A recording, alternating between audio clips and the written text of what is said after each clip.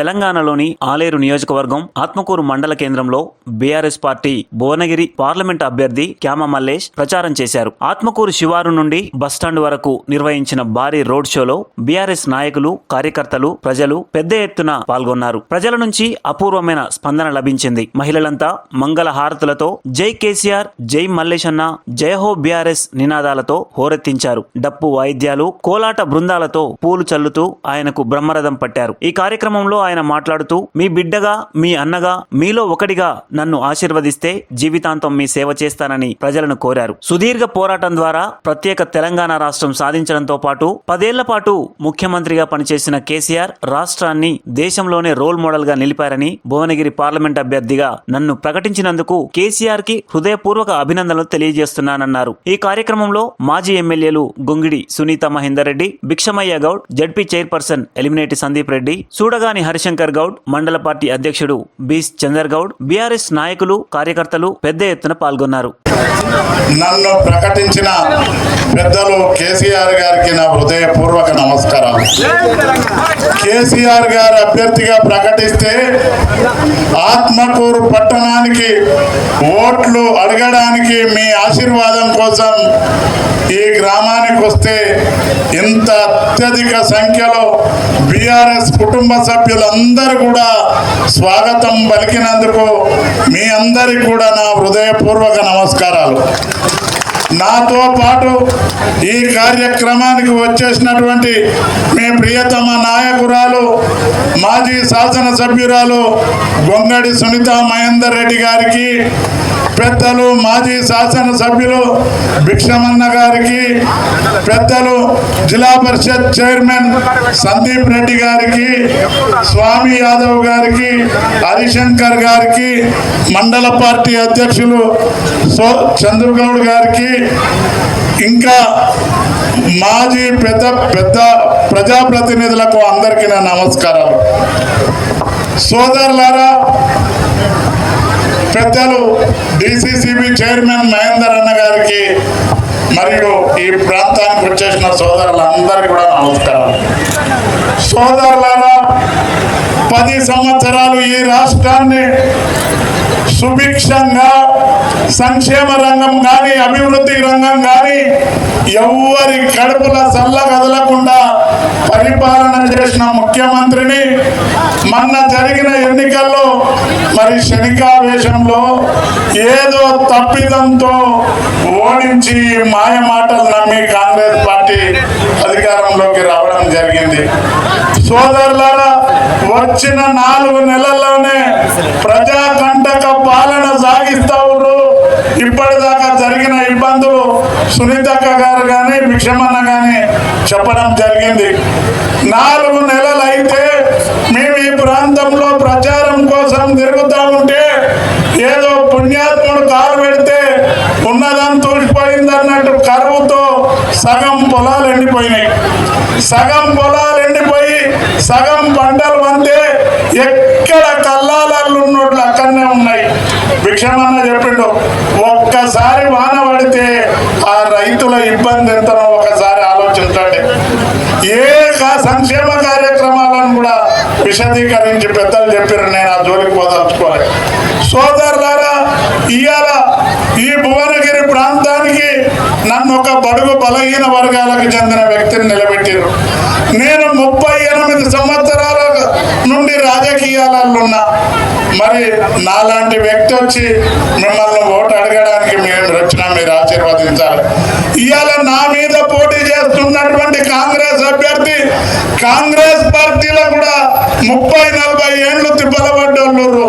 పాపం వాళ్ళని పక్కకు పెట్టి రేవంత్ రెడ్డి చెంచాగాడు ఎక్కడనో ఢిల్లీలోనో హైదరాబాద్లోనో ఆయనకు ప్రైవేట్ కార్యక్రమాలు చేసి వ్యక్తికి టికెట్ ఇచ్చిండు. ఇవాళ నిన్న పేపర్లలో వచ్చింది, ఇవాళ సోషల్ మీడియాలో చూసిర్రు. ఆయన ఎంపీ కాక మొదలే ప్లాట్లను కబ్జా పెడతా ఉండు. మీరు అందరు చూసిర్రా వీడియోలు సోషల్ మీడియాలను? సార్ మాదండి.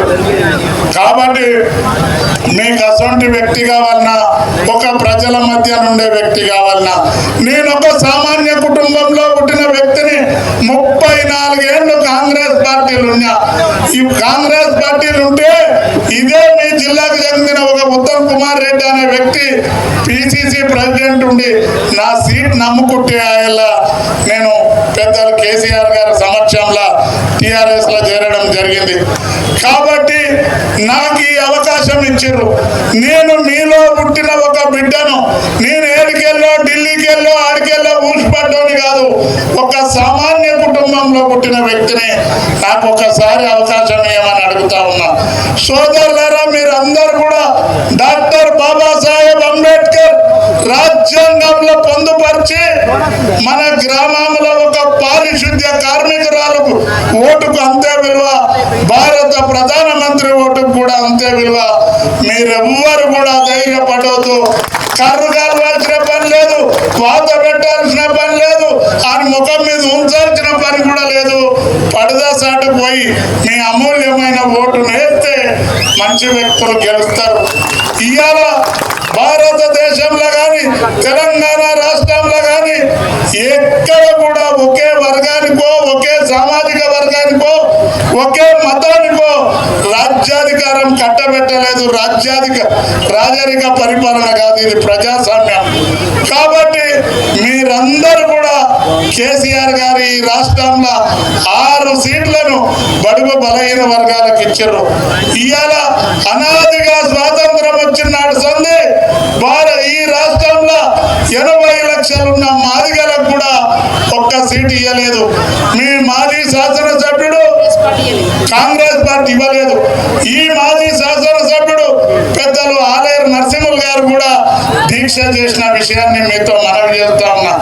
అసలు దుర్మార్గ కాంగ్రెస్ పార్టీకి అన్న ఇవాళ ప్రజల సంక్షేమం కోసి ఒక బడుగు బలహీన వర్గాల అభ్యర్థిని మీ సోదరుడిగా మీ ముందుకు పంపితే మీరు నన్ను ఆశీర్వదిస్తారా? ఒకసారి నిర్ణయం చేసుకోండి. సోదరులారా, మీరందరూ ప్రభుత్వం ఉందనో అది ఉందనో ఎవరికి భయపడవలసిన పని లేదు. మేమందరం కూడా మేము జాజు డబ్బాలు పట్టుకున్న కాడికి వెళ్ళి రాజకీయాలు చేసినాం, కానీ ఎక్కడికి వెళ్ళో ఆన్కి పక్కలేసి రాజకీయాలకు రాలేదు. కాబట్టి మీరందరూ ఆశీర్వదించాలి. తప్పకుండా మీ అర్ధరాత్రి నాకు టెలిఫోన్ చేసినా నేను రెస్పాండ్ అవుతా. ఎవరికి కూడా ఫోన్ చేస్తే నేను అందుబాటులో ఉంటా. తప్పకుండా మీరందరూ నన్ను ఆదరిస్తే ఎప్పటికీ మీ మధ్యలోనే ఉండి మీ సోదరుడిగా. కొంతమంది లీడర్లు చూస్తూ ఉంటారు, ఫోన్ చేయగానే సార్ వండుకుండు, సార్ రెస్ట్ తీసుకుంటుండు, సార్ సీక్రెట్ మీటింగ్లు ఉంటుండని. నా ఫోన్ ఎవరు నీడికెళ్ళో 200-300 మంది చేసారు. ఏ ఫోన్ వచ్చినా నేను ఎత్తుతా. నేను చిన్న కార్యకర్త నుండి పైకి వచ్చిన వాడిని. ఎప్పటికి కూడా మీ అందరికి ఒక కాపల కుక్క లాగుంటా. మీరందరిలో యువకులు కూడా ఆలోచించాలి. ఎన్నికలు రాగానే వస్తారు, మాయ మాటలు చెప్తారు, మేము ఇది చేస్తాం అది చేస్తామని 3 పార్లమెంట్ ఎన్నికలలో నిలుపుకుంటూ వచ్చినాం. సోదరులారా, యువకులారా, మీరందరూ ఆ బడాయి వల్ల మాటలు వినకండి. అన్నరా అని ఛాతి దింపుకొని పోకుర్రి.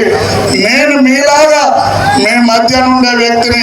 వాళ్ళు నాకన్నా పెద్ద పీకుడుగా లేని గారు. ఏదో మాట్లాడడానికైనా ఏదో వాళ్ళకన్నా ఎక్కువ చదువుకున్నా, దేవుని దయ వల్ల వాళ్ళకన్నా మంచిగున్నా, ధైర్యంలో కూడా వాళ్ళకన్నా నేను ఎవరిని తాత కూడా బగులు పడను. నేను మీ అందరికీ ప్రాణం ఇవ్వడానికైనా సిద్ధంగా ఉంటా. తప్పకుండా నన్ను ఆశీర్వదించవలసిందిగా కోరుకుంటూ సెలవు తీసుకుంటున్నా. జై హింద్, జై తెలంగాణ.